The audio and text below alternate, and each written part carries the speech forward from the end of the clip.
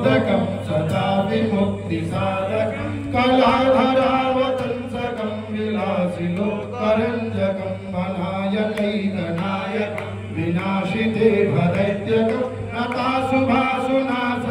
नमामि तं विनायकं नतेतरार्तिभीकर नवोर्दितार्कभास्वरं नमत्सुरारिर्जरं नताधिक पदुद्धरं सुरेश्वरं निधीश्वरं गजेश्वरं गणेश्वरं महेश्वरं तमाश्रये परात्परं निरन्तरं समस्तलोकशङ्कर निरस्तदैत्यकुञ्जरं तरेतरोदरं वरं वरीव भक्तवक्षरं कृपाकरं क्षमाकरं मुदाकरं यशस्करं मनस्करं नमस्कृतां नमस्करोमि भास्वरम् अकिञ्चनार्तिमार्जन चिरन्तनोक्तिभाजन पुरारि पूर्वनन्दनं सुरारि गर्वचोजन प्रपञ्चनाशभीषण धनञ्जयादिभूषण कपोलदानवारणं भजे पुरनवारणं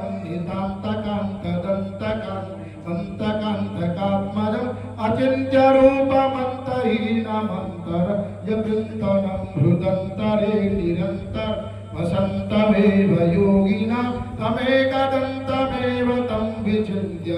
विसन्ततं महागणेशपञ्चर